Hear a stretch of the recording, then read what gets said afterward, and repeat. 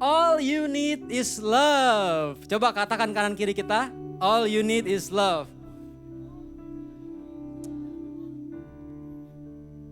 Pertanyaannya nih ya.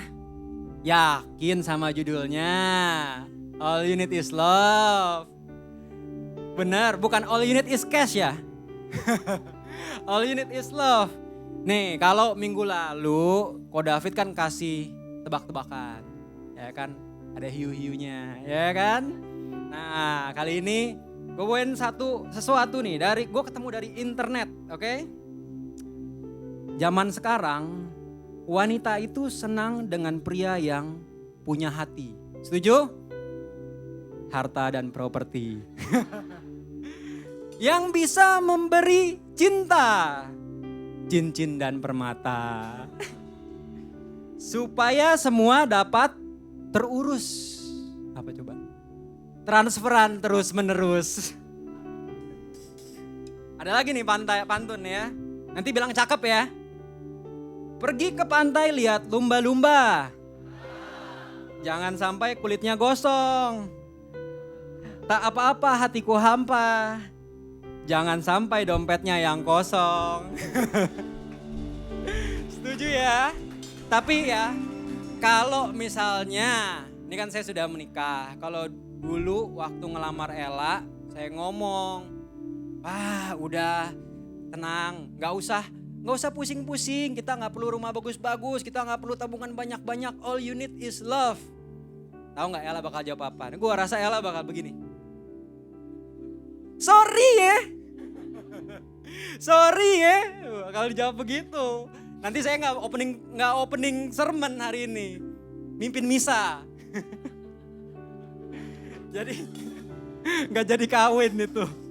Tapi tahu nggak kenapa kita berpikiran seperti itu? Saya pun punya pikiran seperti itu bahwa ya selama ini cinta actually cuma sebatas perasaan aja. Sebenarnya salah gitu loh. Bahwa hari ini kita akan belajar cinta itu skopnya luas, ya.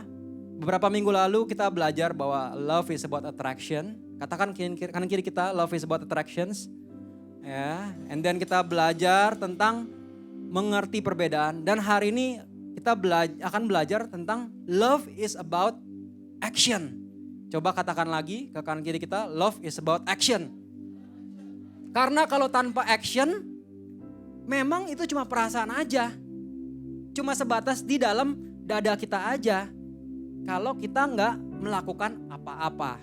Jadi hari ini kita akan membahas apa aja nih yang harus kita lakukan supaya orang di sekitar kita merasa dikasihi. Excited? Excited. Yuk mari kita sebelum kita melangkah lebih jauh lagi, mari kita katakan our favorite declaration of abundance. Oke? Dalam nama Bapa, Putra dan Roh Kudus. Amin. Today, I receive all of God's love for me.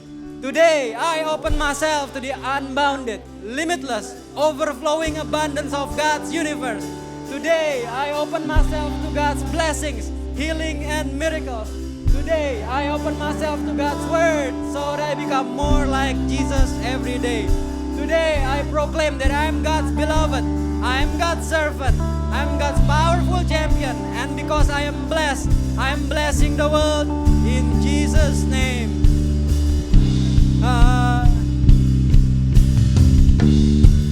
Mari kita angkat tangan kita katakan.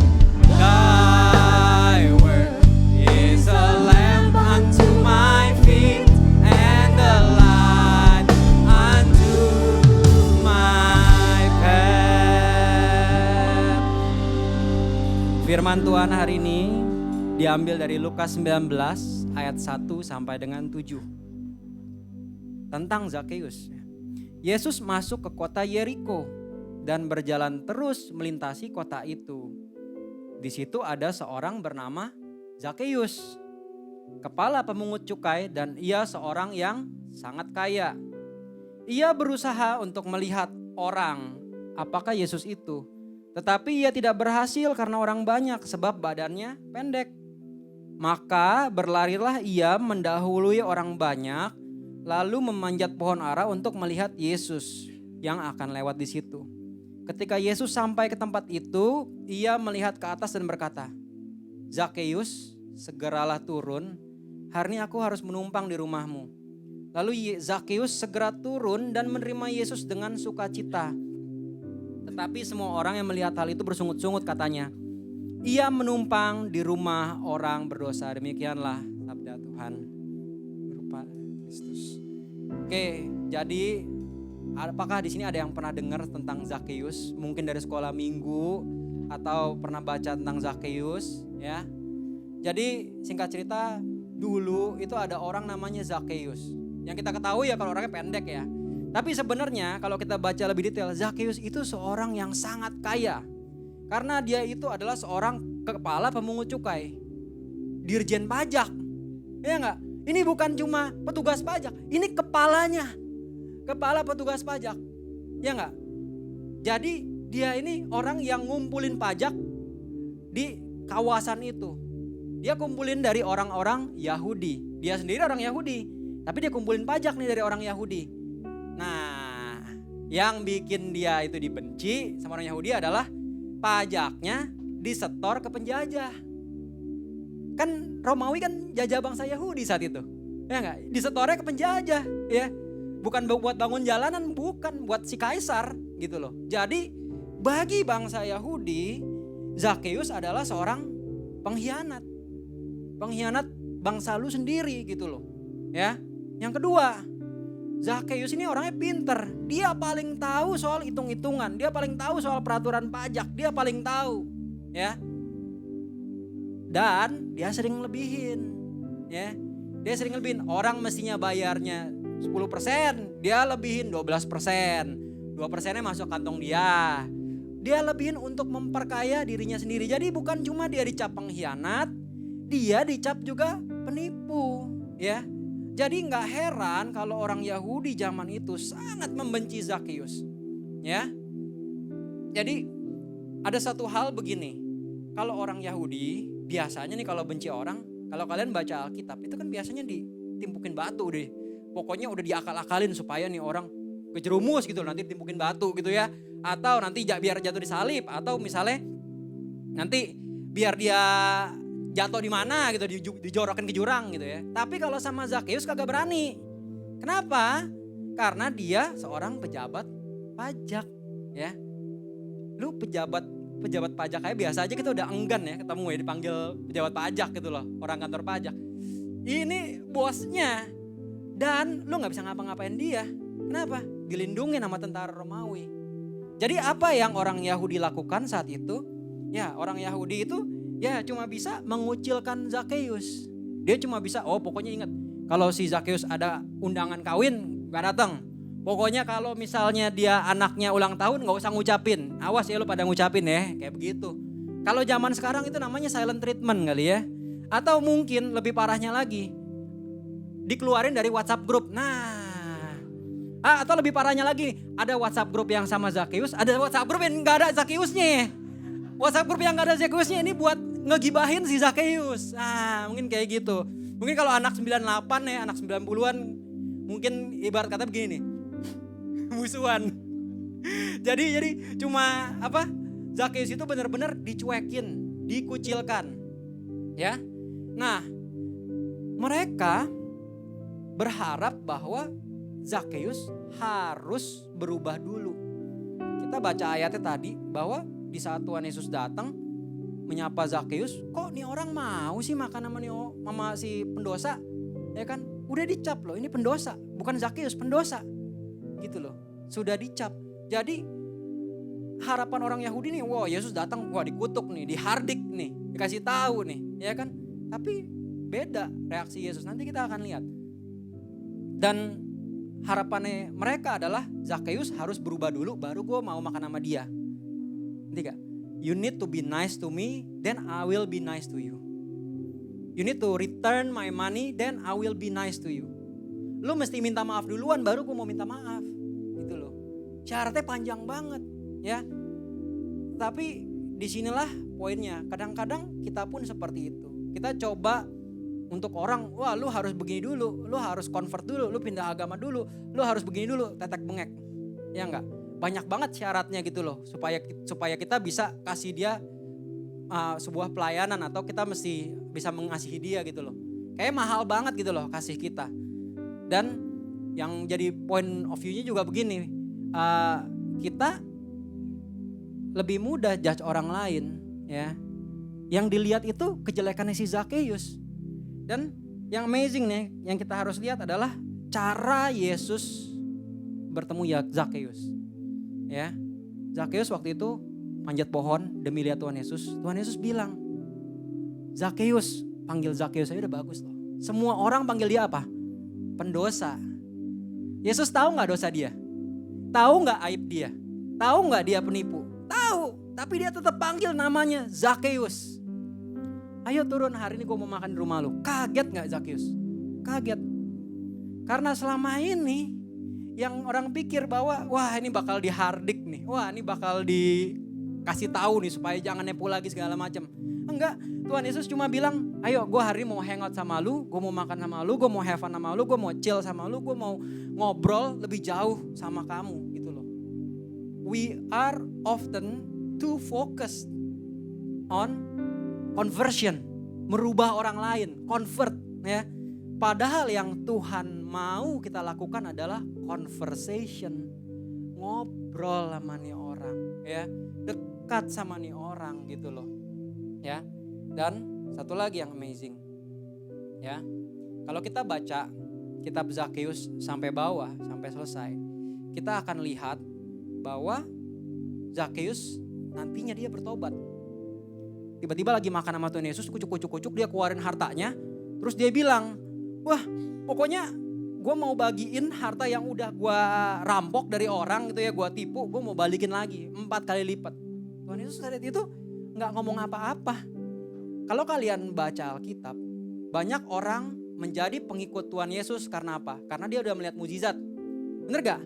Karena dia udah disembuhin matanya, disembuhin kakinya.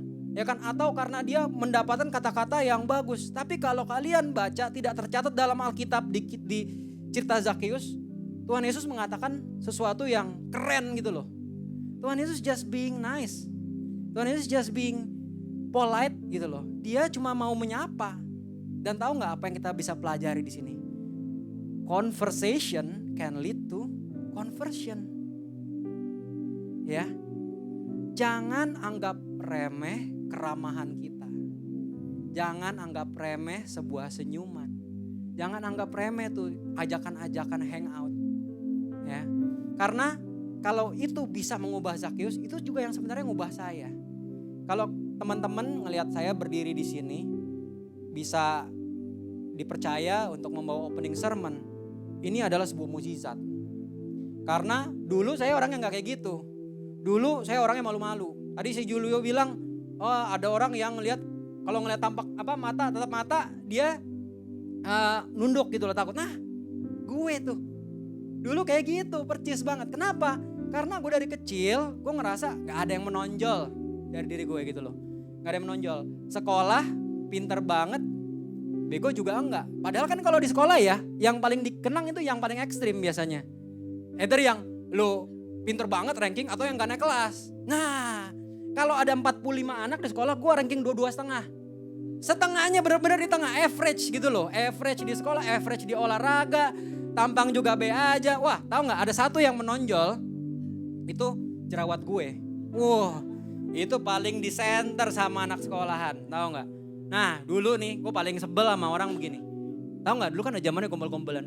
Kamu tahu gak, bapak kamu pasti tukang lampu ya. Soalnya ngeliat muka kamu, hatiku bersinar-sinar gitu loh. Aduh, gue paling sebel sama lihat orang kayak gitu. Kenapa? Karena gue dapetnya begini, papa kamu punya saham Pizza Hut deh. Muka kamu kok kayak Super Supreme, dibilang gitu. Muka lu kayak Pizza Hut. Waduh, gila jelek banget tuh. Habis itu langsung pulang. Mi, aku mau pencetin jerawat, aku mau facial. Tapi facial buru-buru kan nyokap gue. Wah langsung facial sendiri. Ya kan, di rumah. Apa yang terjadi? Muka gue korengan. Gue pikir kan besokannya bakal sembuh. Wah malah tambah parah gitu kan, malah item-item. Pas sampai di sekolah, dia bilang begini temen gue. Si Rena tuh enak banget ya kemarin habis pulang dari Bali gitu. Lo habis pulang dari Bali ya Rey? enggak. Lu buktinya nih kayaknya bekas kena ledakan bom Bali, dibilang. Wah gila. Ada aja loh, tapi saya akhirnya dipindahin ke Australia. Terus ya sampai di sana situasi nggak membaik. Di sono lebih parah lagi karena nggak ada teman, nggak ada keluarga. Ya sama, hidupannya juga ya average aja gitu loh. Dan gue dulu mencoba cari perhatian dengan apa? Rambutnya dipolem. Siapa di sini yang pernah polem nih? Polem modelnya, poni lempar. Tapi kalau lemparnya ke sebelah kiri, jerawatnya kelihatan semua. Jadi di balik rambut tuh, waduh jerawat parah banget, mukanya merah banget gitu loh. Sampai ada satu momen, ada orang Indo gitu ya, ngajakin gue untuk ikut komsel. Ikut sel, namanya sel Paulus. Ya kalau di sini namanya LG. Jadi buat teman-teman yang baru, nanti silahkan kita ada yang namanya LG, coba join. Dan yang gue rasakan saat itu adalah gue datang, terus bener-bener yang selama ini gue gak notice, yang selama ini gue ya invisible boy gitu loh. Gue di situ di-treat secara spesial gitu loh. Gak ada kata-kata kayak kata-kata mutiara lah, ada quote yang bisa gue inget lah. Tetapi yang gue inget satu, keramahan mereka. Ketulusan hati mereka, dia mau ngajak gue makan, dia nawarin gue ini itu, dia cariin gue kerjaan, dia bantuin gue ini itu. Tanpa ada pamrih gitu loh, tanpa pamrih. Mereka tolong gue ya, dan itu yang bikin gue berubah 180 derajat ya. Jadi kalau hari ini gue berdiri di sini, ini berkat teman komsel gue dulu. Dia benar-benar dipakai Tuhan untuk merubah hidup gue ya.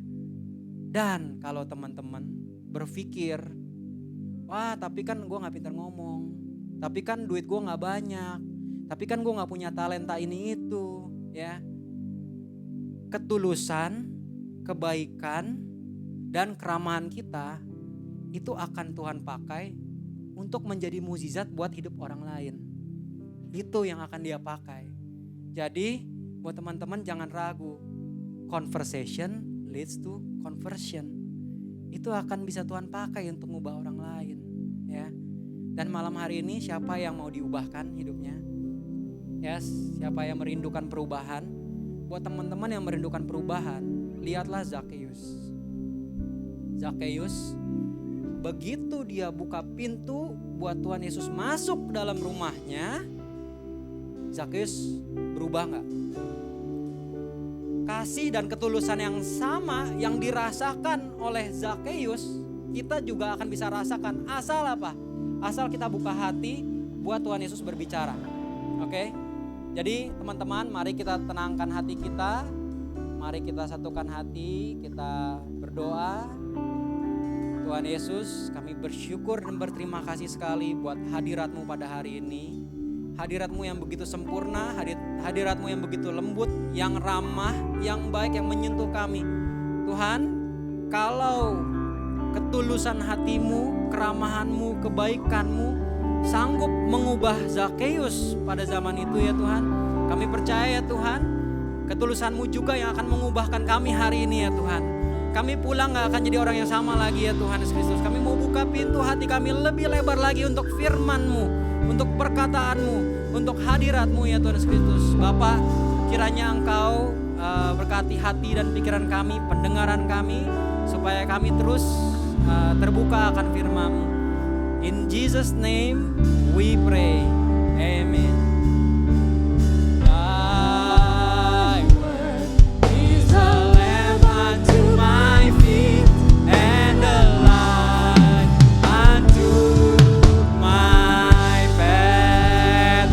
Sambut brother kita, our next preacher, Brother Julio. Cek. Oke, silakan duduk semua teman-teman. So good. Bagus banget ya. Siapa yang diberkati Tuhan lewat sermonnya Ray? Very good ya. Teman-teman, buat teman-teman first timer, nama saya Julio. Saya punya 3 anak. Ya, anak saya yang paling gede namanya Sean. Nah, Sean itu waktu kecil dia suka banget makan yang namanya udon. Nah udon ini spesifik, nggak boleh beli di tempat lain, nggak boleh beli di tempat lain, cuman boleh belinya di Marugame Udon. Dan spesifik harus menunya tori baitan udon. Anda tahu nggak? Shan itu dia bilang, I love udon so much papi. Jadi setiap kali kita pulang sekolah, kalau ditanya mau makan apa Shan? Jawabannya apa? Marugame udon. Ya, literally itu selama berbulan-bulan, setiap minggu saya tuh makan Marugame udon 3-4 kali. Setiap minggu, saya tuh sampai gini, sampai ada satu titik, saya dari jarak 100 meter aja kayaknya gue udah bisa cium bau udon gitu ya. Gitu ya. Saya lihat logonya Marugame Udon aja kenyang. Saking, aduh, ya bener-bener. Dia, I love udon so much papi gitu ya. Sampai satu hari, tiba-tiba Shan berhenti gak mau makan udon lagi. Tiba-tiba satu hari, kalau ditanya, Shan sekarang mau makan apa? Anything selain udon. Mau makan Marugame Udon gak? Gak mau, bener-bener gak mau makan Marugame Udon sampai hari ini. Jadi sejak dia berhenti makan Marugame Udon itu, bertahun-tahun kita tidak pernah makan Marugame Udon. Jadi Anda bayangin ya, satu hari he loves udon so much, and then the next day dia berhenti mencintai udon. Nah saya mau ajak teman-teman baca, ini adalah definisi cinta, love definition, dari kamus Oxford Language ya. Nah, an intense feeling of deep affection. Ya, jadi menurut kamus bahasa Inggris, cinta itu ngomongin tentang perasaan. Ngomongin tentang perasaan, ya.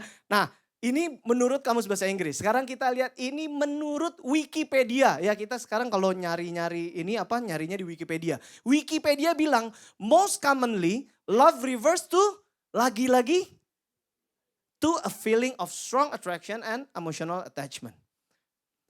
Problem dari kalau cinta itu dilihat dari sudut pandang perasaan one day bisa hilang.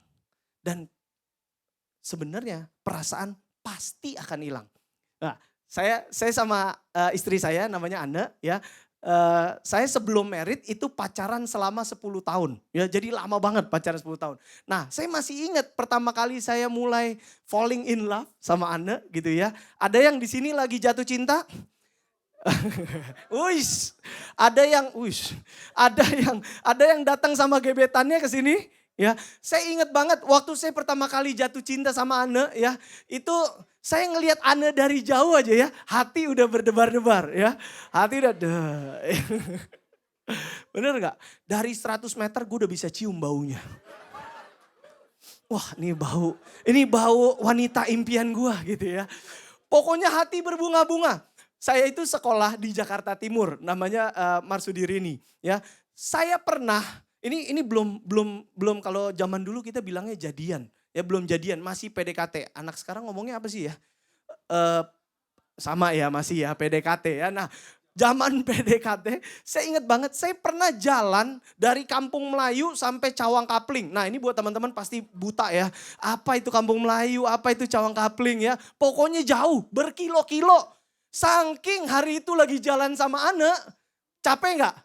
Nggak ada capek. Waktu jalan tuh kan kayaknya, aduh, ngelirik-ngelirik dikit, aduh, jalan sebelahan aja hati udah seneng. Waktu pas lagi jalan, tangan kesenggol-senggol dikit, ya kan. Pas tangan kesenggol, nyetrum. Aduh, saya bisa nelpon Anne dari jam 10 malam sampai jam 3 pagi. Ngobrol, ngantuk nggak? Enggak, ya boro-boro ngantuk. Udah jam 3 pagi aja pas mau tutup gimana? Siapa yang tutup duluan? Kamu tutup duluan gitu. Ah kamulah, sampai jam 4 gitu ya. Berdebat siapa yang nutup. Akhirnya pacaran 2 tahun. Nah ini yang lagi pacaran 2 tahun, titik kritis. Pacaran 2 tahun, kita putus. Saya putus sama Anne dengan alasan cintanya udah gak berasa lagi. Benar, putusnya bilangnya udah gak ada perasaan, udah biasa aja. The butterfly is lost, hilang gitu ya. Jadi putus, kita putus. Nah, ingat baik-baik. Kalau cinta itu ngomongin perasaan, suatu saat pasti hilang. Suatu saat butterfly-nya pasti hilang, rasa deg-degannya pasti hilang, nyium bau wangi dari jarak 100 meternya pasti hilang. Bahaya banget kalau kita ngomongin cinta dari perspektif perasaan. Nah, masalahnya Yesus waktu ngomongin cinta nggak ngomongin perasaan. Mari kita baca ya, apa arti cinta menurut Tuhan Yesus. Nah, ini dahsyat sih. Kalau kita baca ini kita akan berubah cara pandang kita tentang cinta, berubah banget ya. Dari Matius 5 ayat 38 sampai 42 ya. Ini arti cinta menurut Tuhan Yesus. Kamu telah mendengar firman, mata ganti mata dan gigi ganti gigi.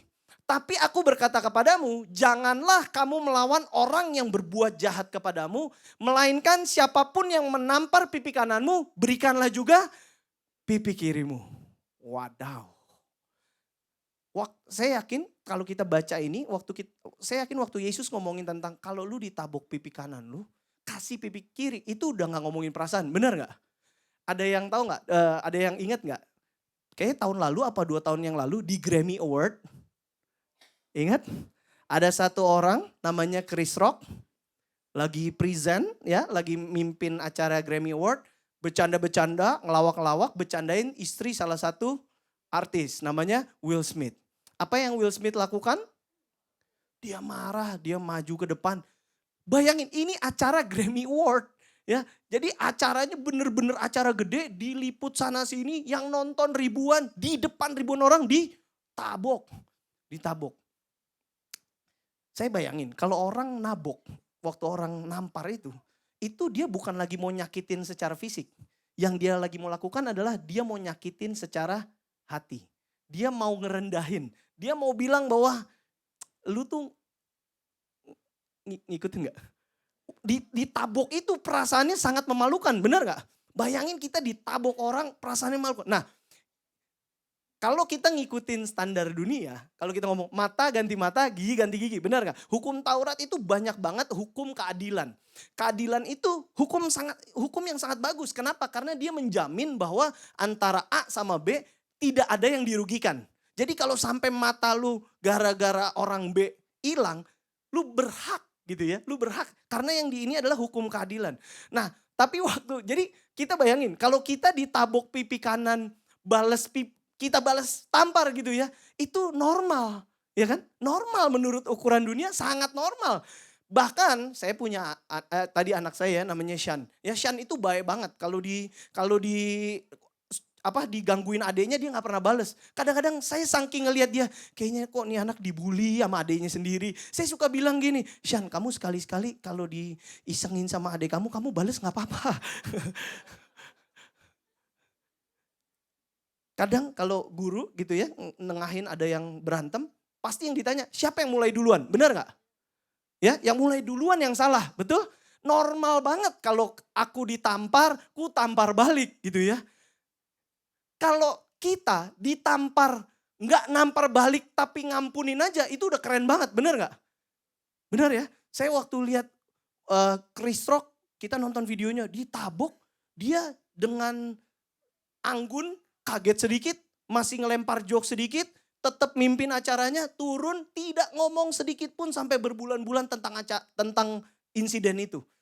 Saya udah bilang, wih gila nih orang hebat banget ya, bisa menangani dengan anggun. Nah tapi kalau kita baca ayat ini, Yesus nggak bilang kalau lu ditampar jangan bales. Yesus bilang kalau ditampar kasih satu lagi, kasih pipi yang satu. Saya lagi bayangin, kalau saya merenung nih, waktu nyiapin firman ini merenung. Sebenarnya bayangin, kalau kita bayangin nih ada orang ditabok pipi kanan, terus gak apa-apa, tabok lagi yang satu nih, tabok lagi yang satu. Basically sebenarnya orang itu lagi bilang bahwa tamparan lu tuh tidak menyakiti gua. Benar gak? Waktu dia bilang ditabok, tabok lagi gak apa-apa. Bahwa lu nggak bisa merenggut harga diri gua. Karena harga diri gua tidak ditaruh di penerimaannya orang. Semoga ngikutin nih. Love is divine not by our feelings, but by our action. Yesus minta lebih jauh lagi, bukan cuma ngampunin. Yesus minta waktu ditampar pipi kanan, kasih pipi kiri. Kita lanjut. Dan kepada orang yang mengadukan engkau karena mengingini bajumu, serahkanlah juga jubahmu. Kalau tadi ngomongin tentang harga diri yang dirampas, ya kan? Tentang direndahkan, harga diri yang dirampas. Kalau ini ngomongin tentang hak gua nih. Ini kan punya gua, benar nggak? Ini baju saya nih, ya. Yesus lagi bilang kalau kan kalau kita baca Matius 5 ini sebenarnya paralel sama Lukas 6. Di Lukas 6 dibilang bahwa kalau ada yang ngaduin kamu ke hakim, terus maksa kamu untuk ngambil baju kamu, kasih juga jubahnya. Jadi bayangin orang ini lagi diperlakukan tidak adil. Ngikutin gak? Orang ini lagi diperlakukan gak adil. Jadi asetnya dia, miliknya dia, kita kalau aset kita merasa ini hak kita, benar gak? Gak ada orang boleh main ambil-ambil gitu aja. Tapi Yesus bilang, bayangin Bapak Ibu teman-teman, kita punya 2 tanah gitu ya, 2 rumah misalnya. 1 rumah diambil paksa. Diambil paksa, apa perasaan kita? Kita merasa, kok enak banget lu ya, gue kerja setengah mati, ngumpulin uang supaya, ya kan? Bayangin, Yesus bilang kalau diambil rumah lu yang 1, kasih rumah yang 1. Sadis. Saya waktu merenung firman ini, wow. Berikutnya, dan siapapun yang memaksa engkau berjalan 1 mil, berjalanlah bersama dia 2 mil. Bayangin kalau ada orang yang kita paksa jalan 1 mil. Habis itu dia dengan senang hati jalan. Begitu udah nyampe 1 mil dia bilang kurang jauh. Ayo gue temenin lagi sampai 2 mil.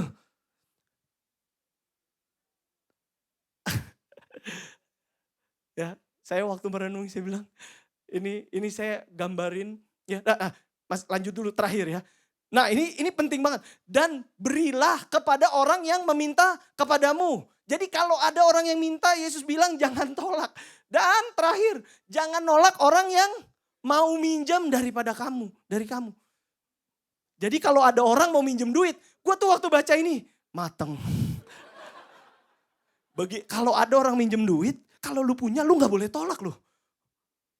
Jangankan mau minjem duit, diambil paksa aja lu kasih yang 1 gitu ya. Saya bilang ini, Tuhan ini cinta yang gak masuk akal ya. It doesn't make sense love. Jadi Tuhan panggil kita bukan untuk sekedar mencintai. Tuhan panggil kita untuk sampai pada titik cinta yang gak masuk akal. Karena cinta kita bukan diukur dari perasaan. Tadi ya, cinta kita Yesus bilang bukan soal perasaannya. Kamu boleh merasa terhina, boleh merasa ini. Tapi action kamu yang menentukan apakah kamu mencintai orang tersebut. Tahun lalu saya sama Anne kita mau mulai satu project. Kita mau beli tanah terus mau kita belah-belah. Kita mau bangun rumah terus dijual. Jadi tanah dibelah-belah jadi tanah kecil-kecil dibangun rumah jual. Jadi tahun lalu kita cari tanah bolak-balik sana sini ngelihat tanah gak cocok gak ini. Sampai satu kali saya datang lihat satu tanah cocok banget gitu ya. Wah bagus nih, akses masuknya dari klaster gede, terus tanahnya juga lucu gitu ya. Kayaknya ini bagus nih kalau kayak ini. Tanah lucu gimana ya? Pokoknya gitu deh ya, susah digambarin. Intinya bagus gitu ya. Akhirnya kita bilang sama agentnya, saya serius nih tertarik, boleh gak ketemu sama ownernya? Boleh, diketemuin. Ketemulah sama ownernya, pas begitu ketemu, ngobrol. Terus saya bilang, saya serius nih, saya tertarik mau beli tanah ini, tapi boleh gak kita minta waktu 2-3 hari untuk mikir gitu ya. Mau tawar-menawar harganya berapa dan lain-lain gitu ya. Terus udah kita pulang. Nah teman-teman kalau ada yang pernah ngalamin beli properti sama agent, etisnya kita tuh sebagai pembeli atau penjual tidak boleh tukeran nomor telepon. Betul ya? Nangkep gak nih? Ya. Jadi si penjual nggak boleh kasih nomor telepon ke pembeli, pembeli nggak boleh kasih nomor telepon ke penjual. Karena etisnya kita harus lewat si agent, karena agent yang kenalin kita. Nah, jadi waktu ketemu itu saya nggak kasih nomor telepon ke dia, saya nggak minta nomor teleponnya dia juga. Pokoknya rencana saya adalah pulang kita mau mikir-mikir dulu. Tiba-tiba 2 hari kemudian ada satu WhatsApp masuk ke handphone saya. Ternyata siapa? Si penjual. Entah gimana ceritanya, pokoknya dia cari-cari dapat nomor saya. Dia bilang sih dari Facebook katanya. Dari Facebook dapat nomor gini-gini. Anda tahu nggak yang dia lakukan apa? Dia bilang, "Pak, gimana kalau kita dealing nggak usah sama agentnya. Kita dealing sendiri aja. Agentnya kurang cepet Pak, lambat gitu-gitu ya." Nah, saya ingat banget waktu kita mau mulai project ini, saya sama Ana doa, kita bilang kita minta Tuhan kita mau mulai satu project. Kita mau project ini benar-benar kita lakukan dengan benar, sesuai dengan peraturan, sesuai dengan jalannya Tuhan gitu ya. Jadi kita udah dari awal berkomitmen bahwa kalaupun kita perlu tanda kutip misalnya, ngerti ya, ngasih ini pelicin dan lain-lain. Pokoknya kita nggak mau. Kalau emang ini proyeknya Tuhan, semoga pokoknya Tuhan lancarin lah. Pokoknya doa kita gitu. Jadi kita dari awal udah set kita mau benar. Jadi saya bilang sama si bapaknya ini, "Pak, saya nggak mau kalau rezekinya namanya Bu Dewi ya. Saya nggak mau rezekinya Bu Dewi dihilang gitu. Toh saya kalau nggak karena Bu Dewi, saya nggak bakalan ketemu tanah ini kok. Bapak juga kalau nggak karena Bu Dewi nggak bakalan ketemu saya, benar nggak? Ya ini memang rezekinya dia gitu ya." Terus udah, jadi ternyata dia tuh udah sempat bilang sama si Bu Dewi bahwa saya nggak jadi jual gitu ya, nggak jadi jual. Terus karena saya ngomong gitu, dia balik lagi ke Bu Dewi, jadi jual Bu. Bu Dewi itu sampai WhatsApp kita, saya juga bingung nih Pak, tadinya mau jual terus nggak jadi jual, sekarang jadi lagi nih Pak gitu ya. Saya sih nggak ngomong sama Bu Dewi, cuman saya tahu oke, ya. Dalam hati nih, saya udah ngomong sama Ana, nih orang kayaknya kagak bener dah. Ini agak-agak nggak bener nih gitu ya, ini orang nggak bener. Nah, singkat cerita tawar-menawar, terus diundang datang ke rumahnya. Kita datang ke rumahnya, ngobrol. Waktu ngobrol tawar-menawar itu saya udah bilang sama dia, "Pak, biasanya kita kalau beli satu aset, saya cuman pernah bayar 2 kali. Saya akan bayar 2 kali, saya akan keluar uang 2 kali. Pertama waktu ngasih tanda jadi, kalau kita dealing, saya ngasih tanda jadi kurang lebih 5-10 juta. Nanti kalau ada urusan, pokoknya urusan surat-surat segala macam diberesin. Waktu saatnya akad jual beli, kita akan lunasin di depan notaris." Sampai sini ngikutin nggak?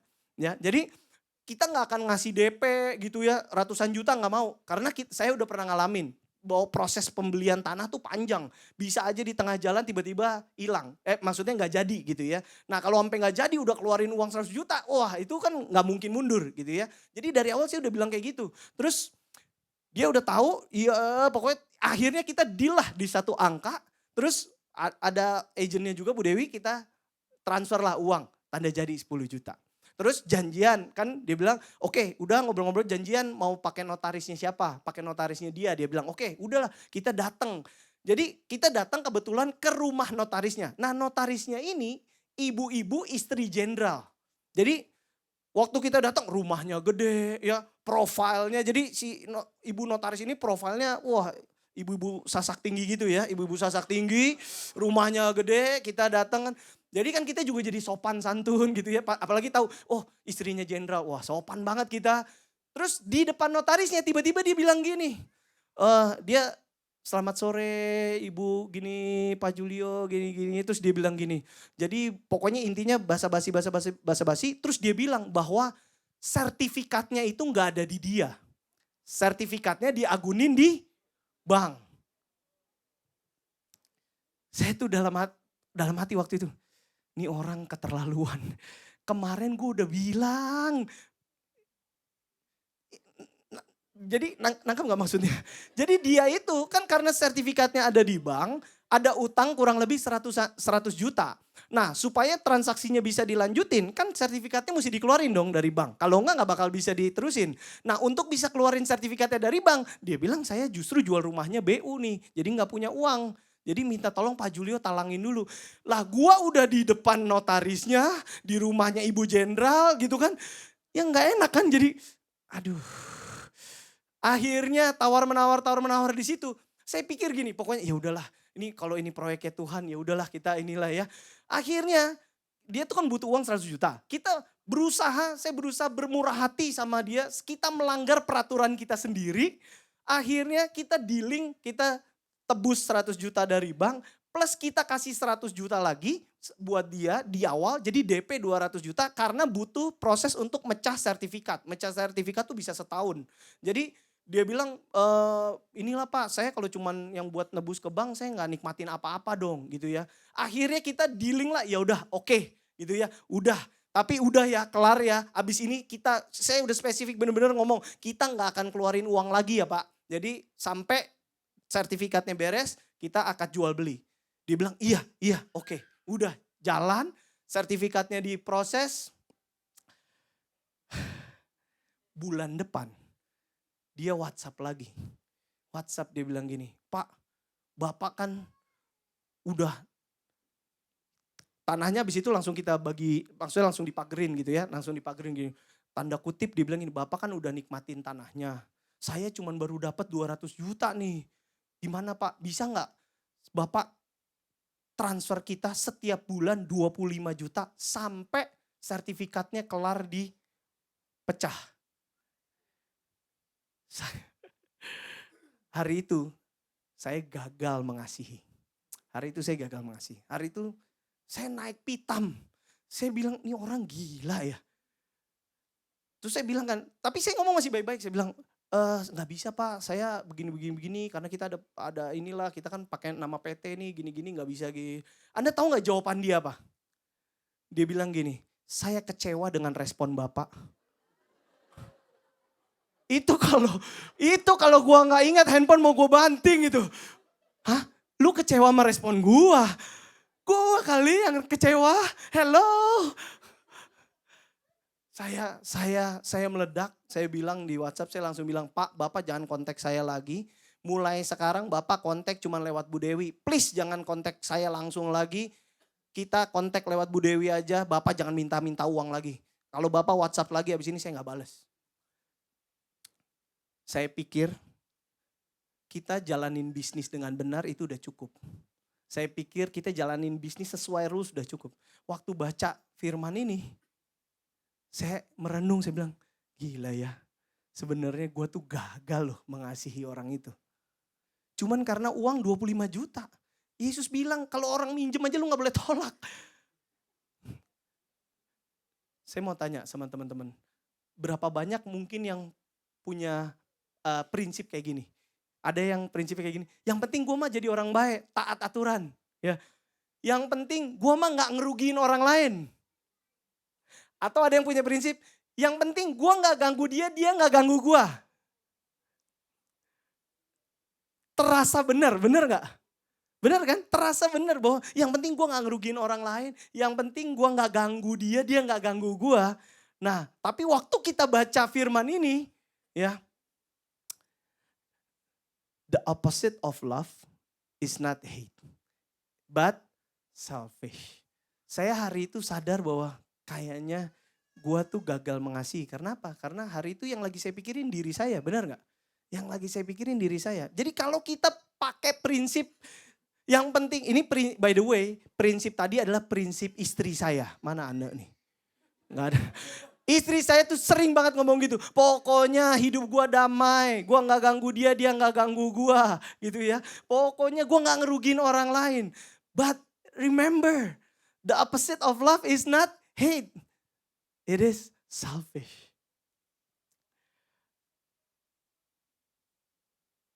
Awal Februari kemarin, saya pergi ke Manila. Ngikut sama David, sama Fish Builder Surabaya, Ivana sama Titi. Ya, di David, sebenarnya David udah ngajakinnya dari akhir tahun lalu. Dia ngajakinnya gini, Jul, lu mau gak retret sama Bo Sanchez? Mau. Ya, saya itu udah ngefans sama Bo Sanchez dari saya kuliah, teman-teman. Ya, waktu saya kuliah, saya nyari dana jualan bukunya jualan buku Bo Sanchez. Jadi waktu David bilang, lu mau gak retret sama Bo Sanchez? Mau, nggak pakai nanya itu retret apaan, bayarnya berapa lama. Jadi saya nggak tahu. Sampai seminggu menjelang berangkat aja, Anda nanya sama saya, kamu tuh retret apa sih itu? Nggak tahu. Mungkin retret luka batin, retret apalah, pokoknya retret sama Bo aja ya. Pokoknya retret sama Bo. Begitu berangkat nyampe sono, ternyata ngumpul ratusan fish builder seluruh dunia. Dan selama di retret itu, Bo tidak bawain satu sesi pun. Bo duduk di belakang. Setiap gua nengok dia lagi ngapain. Kadang sit up, kadang push up, kadang squat. Nggak bawain sesi, nggak kasih kata pembuka, nggak ada. Bener-bener jadi peserta doang. Tapi, waduh, saya bersyukur banget hari itu saya bilang iya, saya ikut sama David sama Ivana sama Titi, kita ke sana. Waktu itu kita ngobrol banyak sama, jadi ada ratusan fish builder, Anda bayangin ya. Orang-orang yang bangun fish kayak gini ya. Nah, ada satu orang namanya Brother Oli. Brother Oli ini dia fish builder Qatar. Jadi bangun fish di negara Qatar. Qatar itu sama kayak Indonesia. Jadi mayoritas Muslim. Tapi kita mah di Indonesia enak. Bener gak? Kita di Indonesia mau ke gereja bisa, mau misa bisa, mau kayak gini nih, mau datang ke fish enak banget, fish bisa di mall, ya kan? Di Qatar itu mereka tidak boleh bikin acara keagamaan. Mereka tidak boleh bikin doa bersama di rumah, gak boleh. Kalau sampai lu bikin doa bersama, dilaporin sama tetangga, ditangkap masuk penjara. Jangankan bikin doa bersama di rumah. Lu ketemu, terus ngobrol-ngobrol. Terus lu cerita tentang Yesus, dilaporin sama orang yang kita cerita, masuk penjara. Anda nangkep gak nih? Jadi situasi dan kondisinya. Jadi si Brother Oli bilang, waktu mereka build fish di sana, mereka tuh mesti cari hotel yang 3 lapis pintu. Jadi hotelnya harus 3 lapis pintu supaya apa? Supaya kalau ada polisi datang atau ada yang periksa, itu yang di pintu paling depan langsung kasih kabar ke dalam. Weh, ada yang periksa. Anda tahu nggak? Selama 6 sampai 7 tahun, mereka itu setiap kali fish kayak gini, di bawah meja itu siap kue ulang tahun. Serius. Jadi kalau ada begitu polisi datang buka pintu pertama nggak ada apa-apa, kosong, 3 lapis. Pintu kedua kosong. Begitu buka pintu ketiga, happy birthday to you. Happy birthday. Kita dengernya ketawa, bener nggak? Kita dengernya ketawa. Tapi Anda bayangin, ada satu orang di fish itu, ya kan? Yang harus berjaga-jaga, bener gak? Dia tuh di pintu paling depan, dari pertama mulai fish sampai kelar. Jadi bayangin orang ini dari rumahnya jauh-jauh pergi buat datang ke fish untuk gak ikut fish. Jadi kalau waktu dia pulang orang rumahnya nanya, lu tadi dapat apa? Gak dapat apa-apa. Bayangin ada orang 6 sampai 7 tahun kerjanya tiap minggu datang ke sono, ya, bukan untuk dapat sesuatu, tapi untuk melayani, untuk mencintai. Dan saya tanya sama Brother Oli, kalau lu sampai ketahuan, ini kan 6-7 tahun tuh di hotel itu. Kalau lu sampai ketahuan, itu gimana? Dia bilang, deportasi, dideportasi. Anda bayangin, Brother Oli ini pindah ke Qatar sama istrinya, sama anak-anaknya. Jadi mereka tuh pindah ke Qatar bukan karena mau bangun fish. Mereka bayangin, kalau ada teman kita pindah ke luar negeri itu untuk apa? Itu untuk penghidupan yang lebih baik, benar gak? Dan mereka pindah ke sana itu for good. Jadi pindahnya memang buat nyari kehidupan yang lebih baik. Udah dipikirin benar-benar, sudah punya rencana, sudah punya bayangan hidup yang lebih baik. Benar gak? Halo? Jadi dia udah bayangin. Dan dia punya pekerjaan, istrinya punya pekerjaan di sana dengan income yang bagus. Masa depannya terjamin. Hari itu ini orang setiap minggunya kerjanya melayani orang lain, mencintai orang lain dengan resiko dia dideportasi. Bayangin kalau dia dideportasi itu dia kan gak bisa balik, benar gak? Dia gak bisa balik. Jadi itu hancur segala rencana masa indah, masa depan yang indah, kenyamanan dan lain-lain itu hancur udah. Remember, the opposite of love is not hate, but selfish. Saya bersyukur hari ini kita tadi waktu kita mau mulai feast, kita doa dulu, saya lihat kumpul banyak servants, kita servants tuh banyak banget yang melayani. Mereka tuh melayani dari, bayangin ya, kita tuh datang jam 4, mereka tuh udah datang dari jam 1, teman-teman. Jadi basically mereka tuh kalau hari Sabtu jam 1 udah di sini sampai jam 7 malam. Ini orang-orang, boleh gak kita kasih aplaus yang meriah buat para servants yang melayani kita, luar biasa. Karena mereka nunjukin bahwa mereka gak selfish, mereka mencintai. By the way, ada 3 hal yang bisa Anda lakukan untuk menunjukkan it doesn't make sense love. Ya, cuman 3 hal ini aja. Apa? Say it, do it, be it. Boleh senggol kanan kirinya bilang say it, do it, be it. Ya. Jadi kalau Anda mau tunjukin, jangan cuma dipendam di dalam hati, ya, tapi diomongin. Tapi diomongin cukup nggak? Diomongin nggak cukup, betul? Perlu diapain? Dilakukan. Tapi dilakukan doang juga nggak cukup. You need to be the love. Saya mau ajak teman-teman kita tutup dengan satu firman, ya. 1 Korintus ayat 13, 1-3. Ini firman yang sangat, ini adalah suratnya Paulus ke jemaat di Korintus. Sekalipun aku dapat berkata-kata dengan semua bahasa manusia dan bahasa malaikat. Bagus gak? Bagus ya? Orang bisa bayangin, orang bisa ngomong dengan bahasa malaikat. Tetapi jika aku tidak mempunyai kasih, aku sama dengan gong yang berkumandang dan canang yang gemerincing. Sekalipun aku mempunyai karunia untuk bernubuat. Karunia untuk bernubuat itu kita dikasih visi sama Tuhan apa yang akan terjadi di depan. Bayangin David maju ke depan, dia bilang 2 bulan lagi akan ada ini, 3 bulan lagi akan ada ini. Banyak yang nyembah David udah itu ya. Bayangin. Tapi sekalipun aku mempunyai karunia untuk bernubuat dan aku mengetahui segala rahasia dan memiliki seluruh pengetahuan. Dan sekalipun bayangin, aku memiliki iman yang sempurna untuk memindahkan gunung. Kalau kita ngomongin tentang hidup di dalam Tuhan, biasanya kita ngomong tentang iman, benar gak? Kita ngomong tentang iman, kita perlu punya iman yang besar. Imannya harus bisa memindahkan gunung. Tapi Paulus bilang, iman yang besar aja gak cukup, iman yang sempurna untuk memindahkan gunung. Tetapi jika aku tidak mempunyai kasih, aku sama sekali tidak berguna. Dan sekalipun aku membagi-bagikan segala sesuatu yang ada padaku, even you do it, bahkan menyerahkan tubuhku untuk dibakar. Tetapi jika aku tidak mempunyai kasih, sedikit pun tidak ada faedahnya bagiku. Saya mau tutup dengan satu cerita. Tahun 2011, akhir 2011, saya belum married. Saya masih tinggal di tempat papa mama saya. Satu hari, satu malam jam 3 pagi, tiba-tiba papa saya bangunin saya. Jam 3 pagi. Kalau Anda dibangunin jam 3 pagi, Anda tahu there's something wrong. Benar ya? Saya dibangunin sama papa saya ngomong kayak ngaco-ngaco gitu, linglung-linglung. Kayaknya dia juga habis nangis gitu. Saya, namanya orang dibangunin jam 3 pagi, gue gak nangkep dia ngomong apa gitu kan. Waktu masih nyawa belum ngumpul, terus dia ngomongnya linglung gitu ya. Terus pokoknya dia bilang, kamu ikut ke bawah. Itu di kamar Mbak itu mama ada punya berangkas gini. Saya nggak nangkep apa sih? Ini ada apaan gitu ya. Saya ikut dia, saya turun dari kamar saya ke bawah ke kamar Mbak saya. Waktu di sana udah ada Mbak saya, ada mama saya. Mama saya lagi nangis.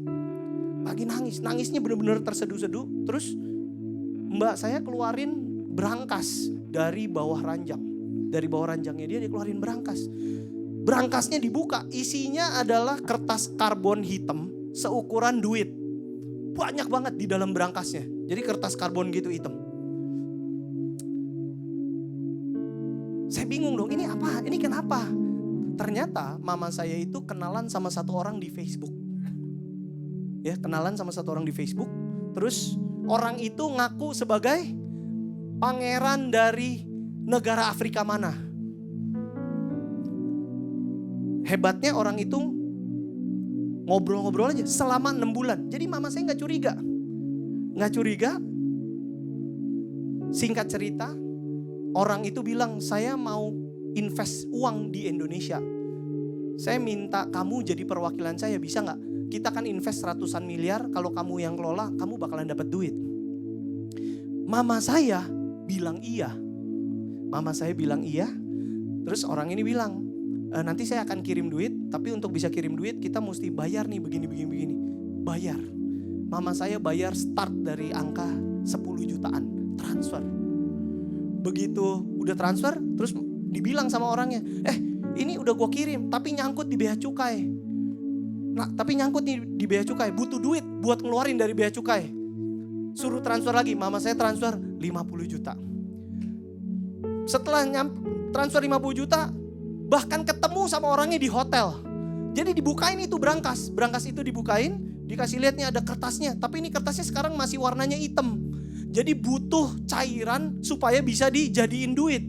Dan mama saya bilang, di depan mata dia lihat cairannya dituang jadi duit. Jadi ada duit. Jadi balik duit ke dia $1.000.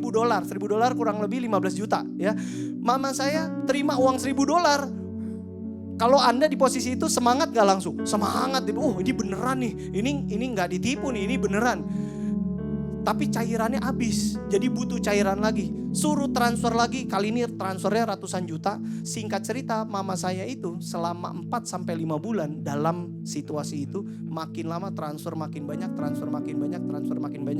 Total waktu kita akhirnya tahu malam itu, besoknya kita hitung, papa saya itu waktu 5 tahun sebelumnya, dia udah terima uang pensiun. Dia masih kerja tapi terima uang pensiun, 700 juta. Hari itu kita hitung 700 jutanya hilang, gone, masih ada hutang 300 juta lebih sama saudara, sama rentenir, sama saudara mama saya ada saudara di Belanda. Mobil mama saya jual, mobil saya beli pakai uang saya sendiri, jual demi nutupin itu. Total kita kehilangan uang 1M. Mama saya setiap hari nangis. Setiap saya pulang kerja itu pasti lagi nangis. Itu pasti lagi di kasur. Nangis aja kerjanya. Saya bilang sama papa saya, "Pak, kayaknya gak bisa deh. Ini mama saya itu selama puluhan tahun dari awal papa saya kerja, yang pegang duit adalah dia. Jadi papa saya gak pernah pegang duit. Gajian selalu pasti masuknya ke rekening dia. Ke rekening mama saya yang kelola. Saya bilang papa saya, gak bisa deh. Kayaknya papa gak bisa ini papa harus pegang duit sendiri. Harus papa yang pegang ini. Kalau gini gawat ini. Bulan depan saya tanya sama papa saya, gimana? Papa udah pegang duitnya belum? Tahu gak jawaban papa saya apa? Enggak, papa kasih mama tetap. Anda bayangin, saya tuh waktu itu saya mau marah. Saya bilang, ini orang gimana sih? Hilang uang segitu dan ini uang pensiun loh teman-teman. Jadi ini masa depan ini uang buat masa depan hilang gitu aja. Dia tetap kasih ke mama saya. Saya tanya, kenapa kok papa nggak ambil alih uangnya? Tahu nggak dia jawab apa? Dia bilang, kalau papa ambil uang itu, mama kamu tambah down. Kalau papa ambil uang itu, mama bakalan gak bisa bangkit. Hari itu saya belajar, cinta itu bukan tentang perasaan. Hari itu saya belajar, it doesn't make sense love. Itu cinta yang gak masuk akal. 2000 tahun yang lalu, ada cerita cinta yang jauh lebih gak masuk akal lagi. Tuhan sendiri korbanin anaknya, mati di atas kayu salib buat menebus dosa-dosa kita. Dan Tuhan korbanin anaknya karena dia cinta sama kita.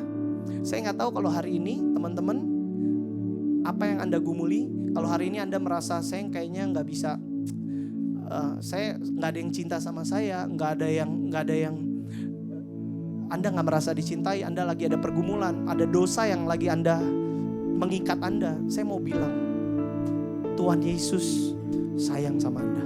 Tuhan sayang sama Anda. And sayangnya bukan cuma sayang, it doesn't make sense love.